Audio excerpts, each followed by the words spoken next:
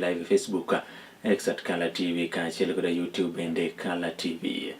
Machiegni wayudo ni jatend piny Kenya moluor William Samoei Ruto telo ne nyasi mar siro higni 16 nyaka ne chaki tem katiba kata chik ma pacho kaendi mabende ne okelo loch gwenge higa nendo mar 2010 ka jotelo manokwongo yier mokwongo e bwo chik no endo noyiere higa 2013 ka otwage kar bago romo ma KICC buore Nairobi.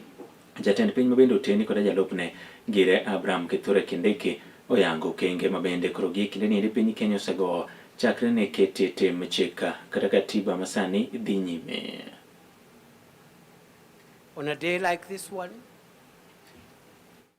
I and perhaps a few others in this room are curious to reflect on the 16 years that we have taken to advance the requirements of the two legs on which our country and our democracy is founded. These two legs are found in the Bill of Rights, but they are also scattered everywhere else, including the preamble. The first limb is the limb of democracy and the need to advance a nation founded on human dignity and human rights and democratic ideals. But there is a second limb, Your Excellency. And this is the limb that you invited us to begin a conversation on as we look towards a Kenya beyond 2030. And this is the limb of prosperity. I dare say, Your Excellency, before I invite you, that as you reminded us when you were launching this conversation, that the aspiration of our constitutional order is very much about democracy, but it's also very much about creating wealth for the citizens of Kenya, empowering the citizens, and realizing the aspects of the Bill of Rights that give dignity and empowerment to the citizen, creating a wealthy, healthy Kenya. Authority and the freedom to disagree carries a responsibility to preserve the democratic institutions through which disagreement can be expressed and resolved.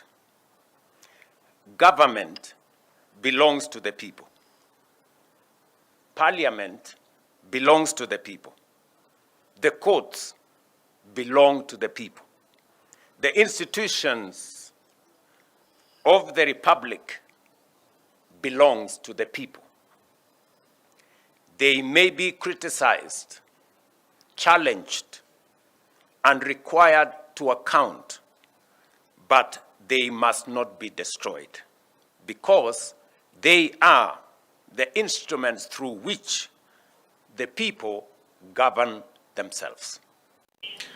Ikido nendo bende jatend piny Kenya moluor William Samoei Ruto yango ne achiedh nade mabende osebedo ka koro ne otem godo katiba kata chik ma pacho kaendi ni kaluwore koda ng'anyo mag rowere mag Gen Z manotimore higa 2024 kane gikwedo paro mar chik mar iko omenda mabende nomiyo ng'anyo mapek ne obedo e pacho kaendi kaka kama nendo yango ni chik kata katiba nendo bende noketo lolai makare minyalo tim godo ng'anyo manendo e kare 37 moyiene ji mar mondo mi ochokre bag romo kaachiel bende koda chwalo paro ma gintiere godo ka gionge koda tulo moro amora koyango ni kinde ng'anyo machalo kamano endo katiba mathur kaendi kata chika en manendo mabende koro ne otemi e yore geko ma opogore opogore to moloyo manende mane tek mogik. Accountability also requires us to confront difficult moments in our recent national life. During the protests of 2024 and those that followed, young Kenyans and other citizens exercised their constitutional freedoms to speak, assemble, demonstrate, picket, and petition public authorities. Their message was clear. They wanted to be heard. They demanded greater accountability, better government, and a meaningful place in shaping the future of their nation. Those demands were not an assault on democracy. Peaceful protest, criticism, and dissent are essential to democracy. Yet, those protests also presented our republic with a profound constitutional question.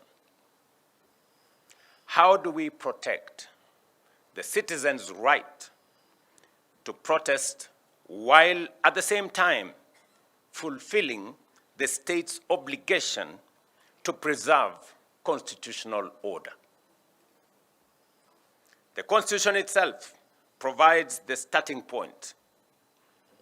Article 37 protects the right of every person peaceably and unarmed to assemble, demonstrate, picket, and present petitions to public authorities.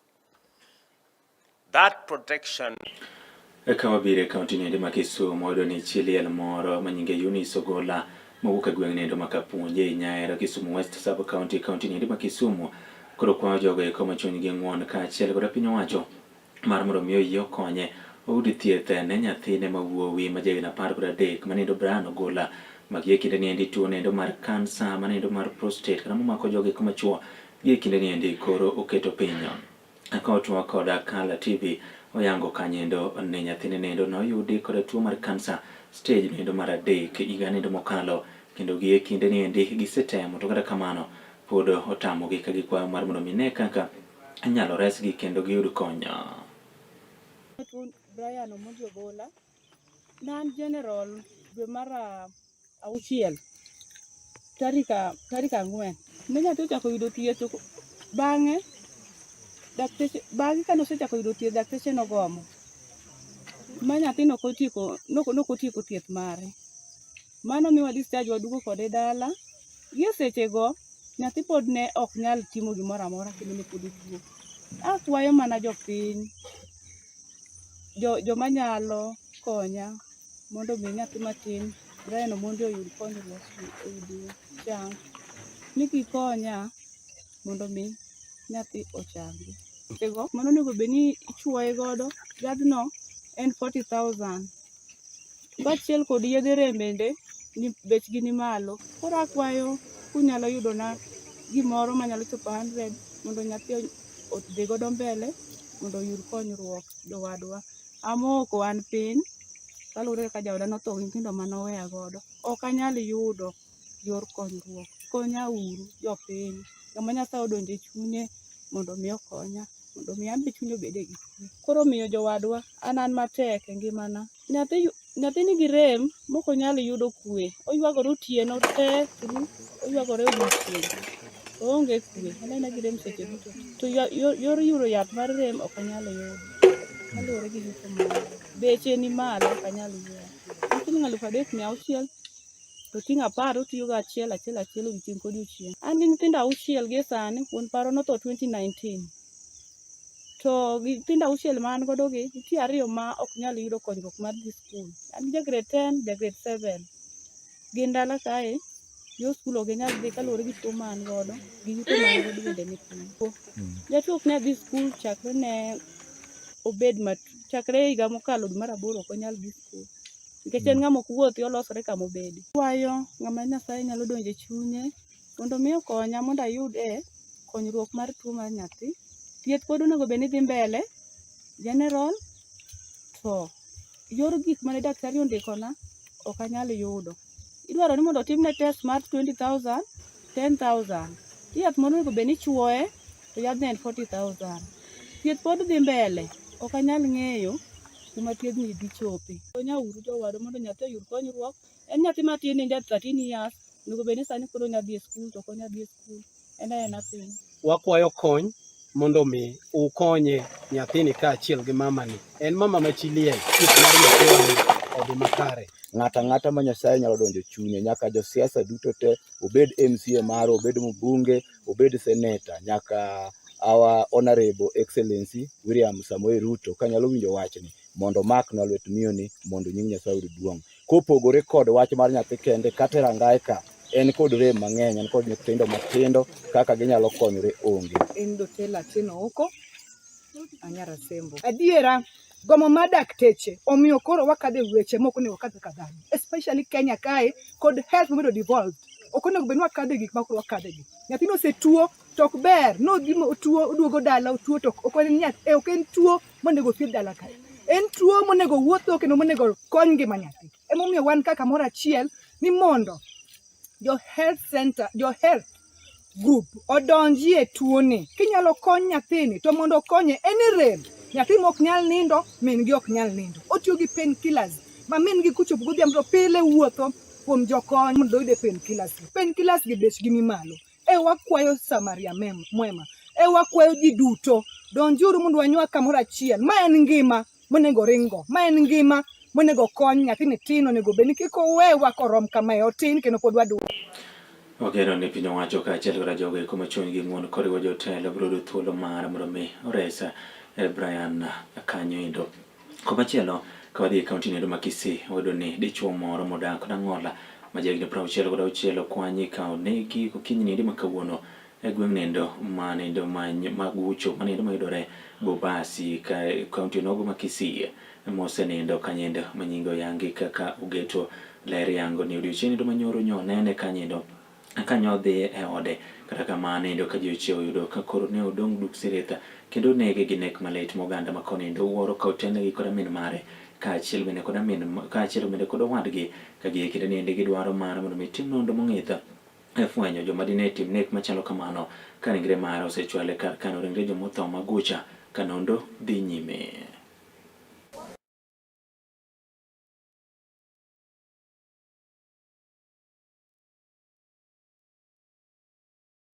Duwete alikuwa anatembea tu akielekea kwao. Naitwa Lucy.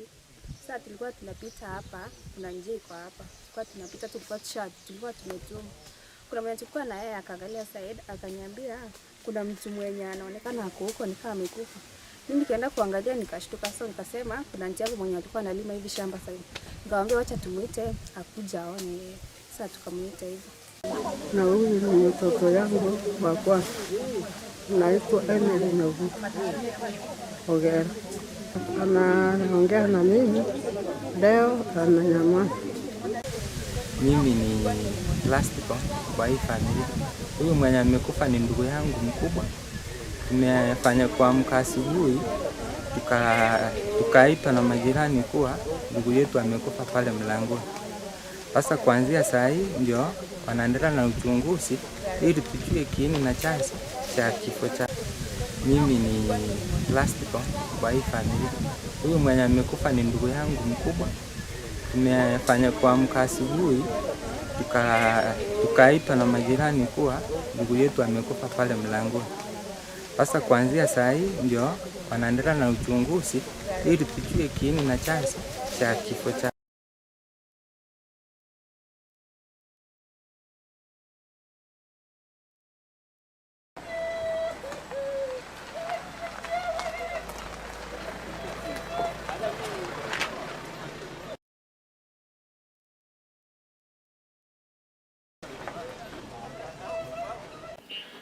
Komachielo e kaunti nogo Momobe wayudo ni kwan mag rowere mayudo kutegi mag ayaki koro gi kinde ni ende omedore malich mokalo e kaunti Momobe kanyendo rowere mantiere kindegi ni 10 nyaka 19 maendi koro me kwayo kanyendo jonyuol, jopuonje, jochiw thieth kaachiel kod ji mamoko mathoth mar mondo mi otie dweche achiel neno kaka ginyalo puonjo kaachiel kod jiwo jopuonjre mar mondo mi koro ritre.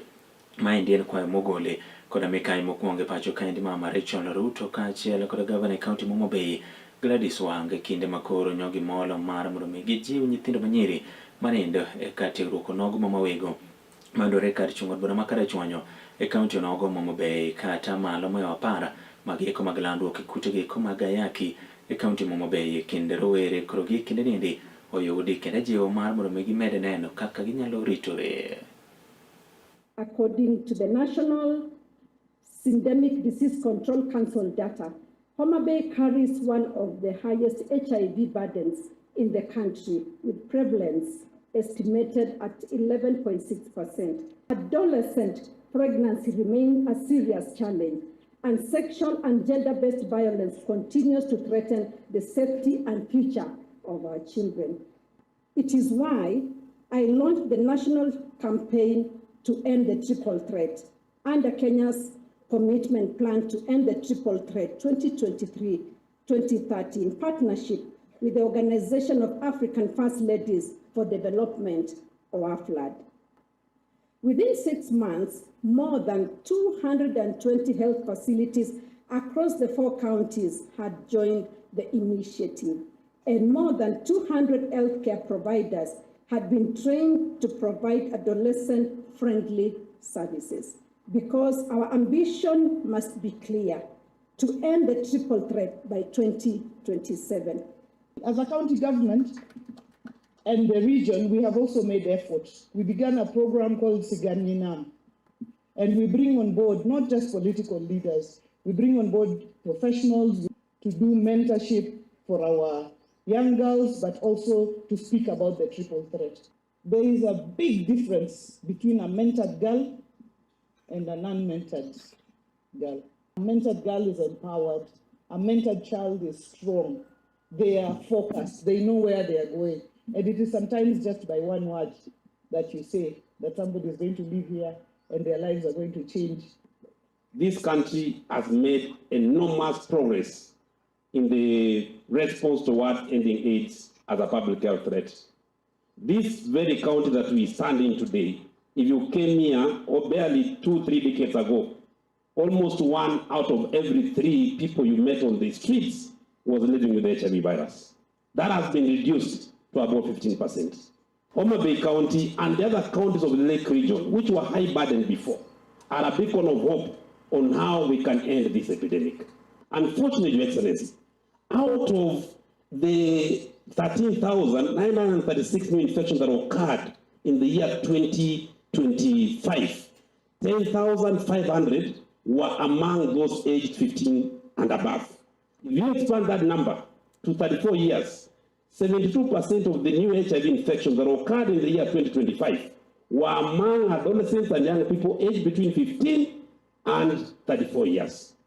So this is a virus that is affecting predominantly young people. And that is why the discussion that Her Excellency is coming to have with us today is extremely critical.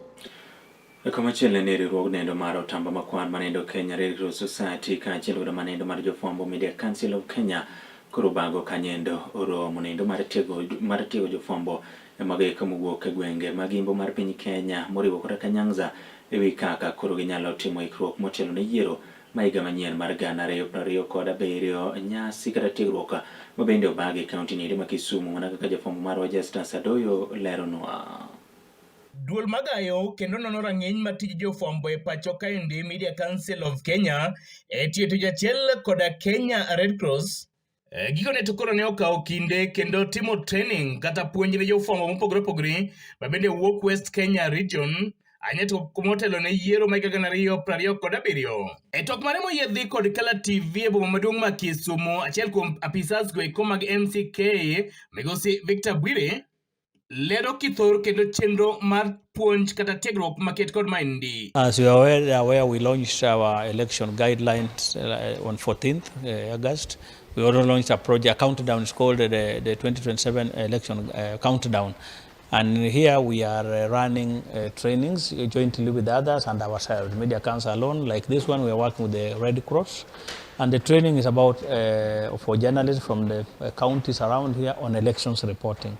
We're already aware that the date for elections has already been announced, and the media will play a very critical role in reporting and covering the election by way of giving space for candidates, for political parties to air out their ideas and views and manifestos. Kabende migisi Bwire koro lero ni jofwambo ntieko tich machal nade kendo in kod nengo machal nade e kinde yiero mabiro ma 2027. I would be a critical player in this election, and especially when it's happening in a digital era where there's a lot of misinformation, disinformation, and rest, and information manipulation. So we have taken it upon ourselves and colleagues to empower journalists, sensitize journalists on critical things on election reporting, including focus on the substance of the election rather than color and strategy, the issues of gender-sensitive reporting, safety of journalists, conflict as is already seen. There's a lot of push and pull among our various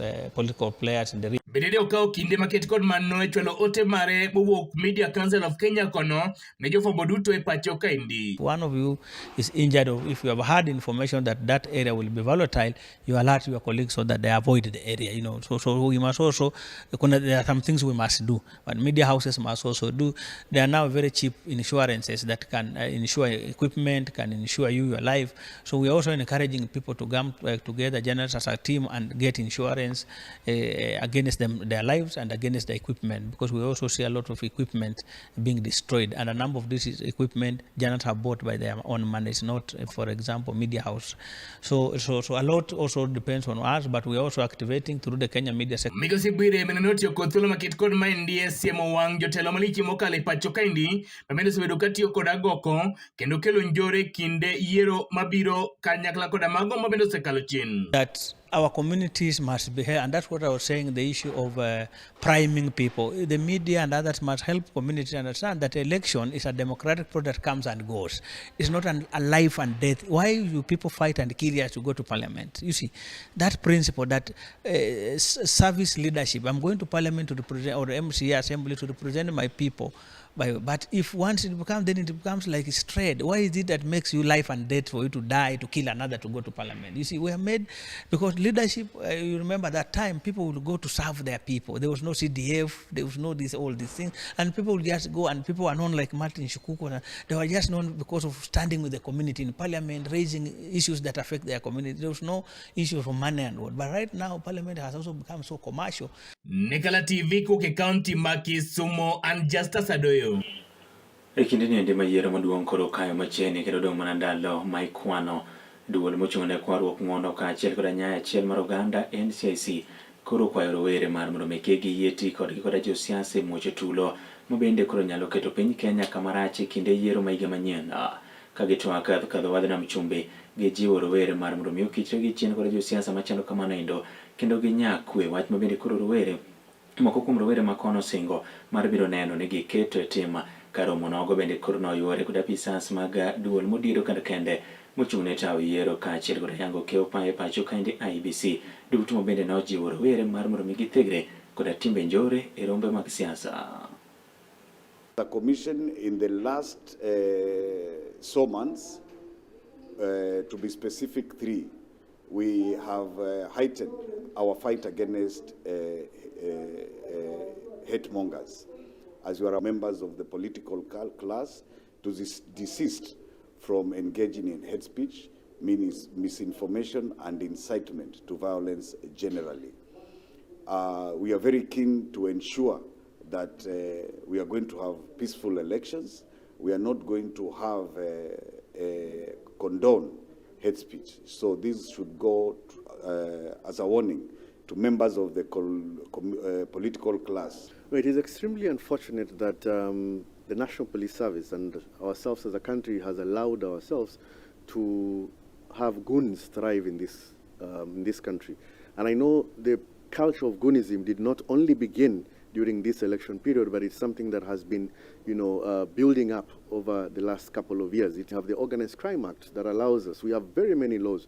So the problem of this country is not laws, it is enforcement. So we are calling on all the government stakeholders, and more importantly, the DCI and the National Police Service, to be able to enforce the laws appropriately, because we cannot allow ourselves to go into the Haiti path. And it is very simple for us. From the experiences we have witnessed over the last couple of months, it is very possible that we might go to the dogs if we do not manage this situation. Yangu na kwa niaba ya vijana wenzangu ni kwamba we have to be careful with the information that we share, the information that we consume, especially during this period election. On the issue of goons, as the executive director has mentioned, sheria zipo, laws are there. However, ni wakati the laws actually meet the mwananchi on the ground.